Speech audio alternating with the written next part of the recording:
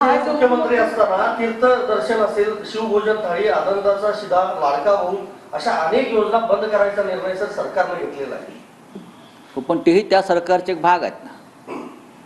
लाडका भाऊ असेल, आनंदाचा शिधा असेल, इतर काही आपण योजनांची नावं सांगितली. हे एकच सरकार होतं ना त्यावेळेला. आणि एकनाथ शिंदे यांनी मुख्यमंत्री म्हणून ज्या योजना सुरू केल्या त्या सरकारमध्ये देवेंद्र फडणवीस होते. आणि आता देवेंद्र फडणवीस या योजना बंद करतायत मुख्यमंत्री म्हणून. त्या सरकारमध्ये एकनाथ शिंदे आहेत.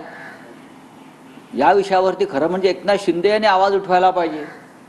या गरिबांच्या योजना बंद करण्याचं कारण काय? शिवभोजन थाळी ही जेव्हा सुरू केली माननीय उद्धव ठाकरे साहेबांच्या काळामध्ये मुख्यमंत्री म्हणून, तेव्हा एकनाथ शिंदे सरकारमध्ये होते.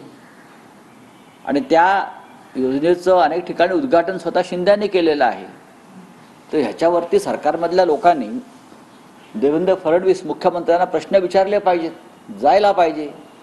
गरिबांच्या योजना का बंद होतात आणि अडाणीच्या योजना का चालू राहतात या पाहायला पाहिजे त्यांनी. मुख्यमंत्री डबल इंजिनचं सरकार आहे असं म्हणतात. राज्यामध्ये आणि केंद्रामध्ये डबल इंजिनचं सरकार, ट्रिपल इंजिनचं सरकार आहे म्हणतात. पण काल ज्या पद्धतीनं सोयाबीनच्या प्रश्नावरती केंद्र सरकारने म्हटलं की 24 दिवसाची मुदत देण्यात येईल आणि राज्य सरकार म्हणतं की आम्हाला कुठलीच मुदत नाहीये. काय सुरू आहे? नाही, या दोन सरकारमध्ये शेतकऱ्यांच्या विषयी कोणत्याही भावना किंवा संवेदना राहिलेल्या नाहीत.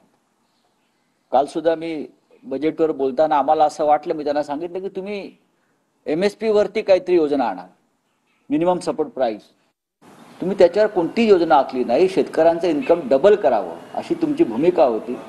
त्याच्यावर तुमच्याकडे कोणत्याही ठोस योजना नाही. शेतकऱ्यांचा कापूस, सोयाबीन, बरं का, या संदर्भात तुमच्याकडे काही ठोस योजना नाहीत. महाराष्ट्रातला सोयाबीन उत्पादक शेतकरी हवालदिल आहे.